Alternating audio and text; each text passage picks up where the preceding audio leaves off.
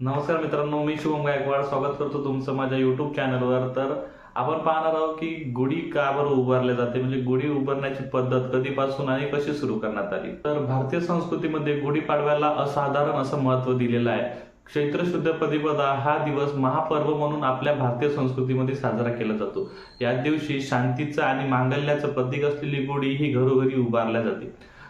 नवीन संकल्प तयार करून प्रगतीकडे वाटचाल करण्याची प्रेरणा आपल्याला यातून मिळते। या दिवशी घरोघरी गुढी उभारल्या जाते।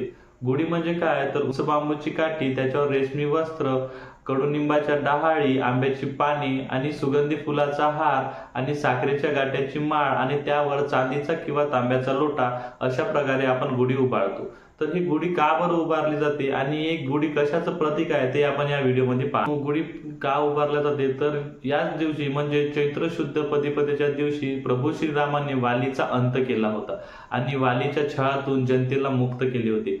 तसेच वालीचा आणि असुरी शक्तीचा नाश आपल्या घरातून प्रभू श्रीरामाच्या दैवी शक्तीने झाला, त्याचेच प्रतीक म्हणून गुढी ही उभारल्या जाते। यानंतर गुढीपाडव्याच्या दिवशी म्हणजे चैत्र शुद्ध प्रतिपदेच्या दिवशी श्री प्रभू रामाचा 14 वर्षाचा वनवास सुद्धा संपला होता, म्हणून हा दिवस सुद्धा आपण गुढी उभारून साजरा करतो। यानंतर एक अशी आख्यायिका आहे की ब्रह्मदेवाने जेव्हा पृथ्वी ही निर्माण केली तो दिवस सुद्धा चैत्र शुद्ध प्रतिपदेचा होता, म्हणून हा दिवस खूप शुभ मानला जाते आणि हा दिवस आपण मराठी लोक नवीन वर्ष म्हणून साजरा करतो। धन्यवाद।